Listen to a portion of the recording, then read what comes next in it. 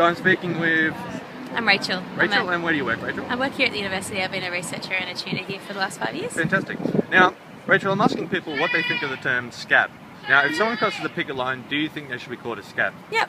You do? And Yeah. what are your reasons behind that, Rachel? Well, I think we shouldn't get too hung up on a word. I think you have to be able to communicate with people the consequences of their actions. So crossing a picket line is like saying to all of your colleagues on campus that you don't care and that you're happy to accept what we win through our collective action. So you're happy to accept a wage increase or more secure employment at uni or better conditions in your workplace. You're happy to accept all of that without actually taking the action collectively to gain it, to win it.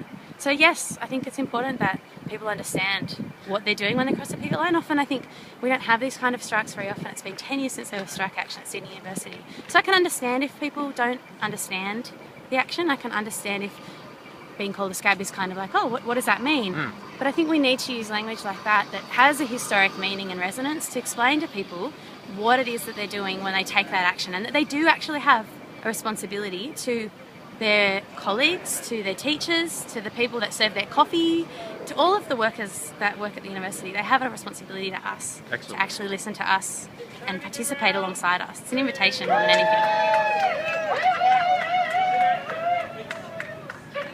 Just another question.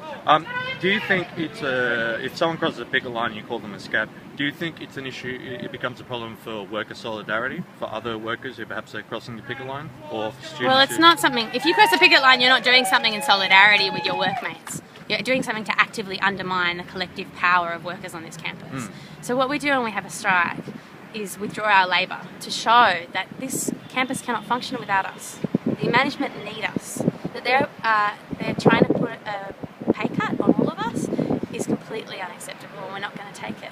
So if someone crosses the picket line, they're not doing something in solidarity with me, they're doing something actively to undermine the collective power of workers here. So. I guess what I mean is like perhaps future solidarity, like getting people on board in the future. And not besides just workers, but also students. So you discussed before students. So are you suggesting that we should sugarcoat things and be like, oh look, oh no. I'm just saying, like, do you think a scab's perhaps an effective term to use against students?